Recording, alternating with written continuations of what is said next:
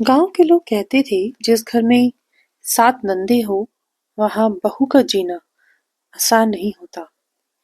और सच कहें तो राधा भी यही सुन सुनकर उस घर में ब्याह कर आई थी।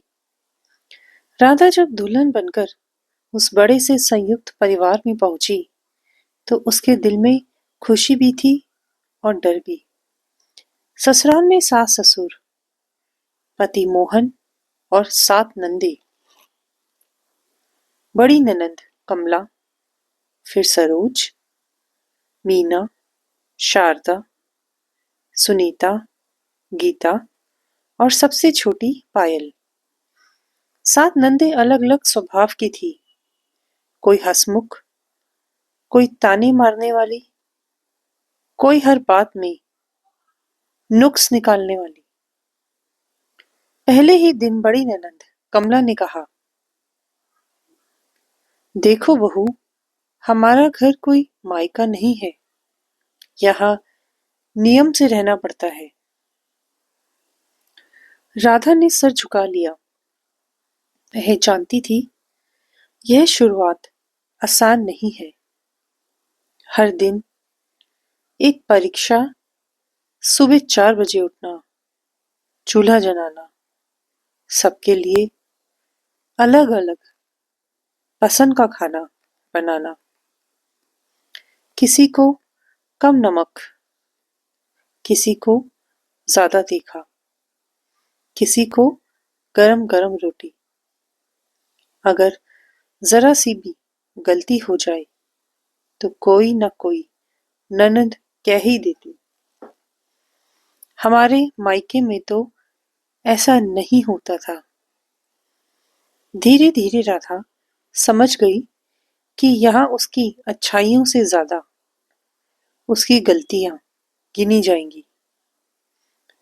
सबसे मुश्किल तब होता जब सभी नंदे मायके आती।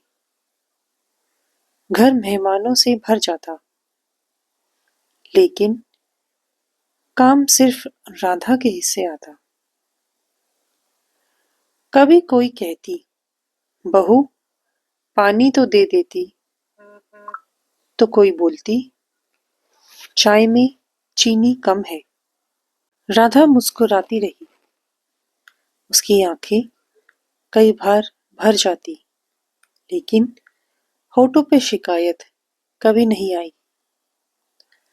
मोहन अच्छा इंसान था, लेकिन माँ बहनों के सामने चुप।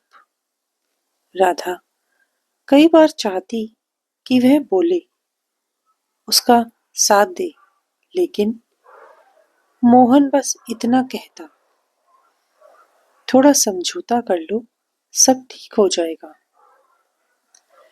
राधा सोचती, समझौता हमेशा बहू ही क्यों करे। फिर भी वह सब सहती रहती।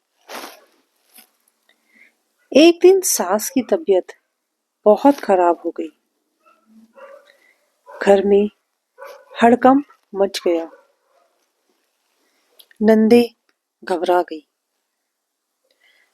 कोई कुछ समझ नहीं पा रहा था। उस रात राधा पूरी रात जागती रही।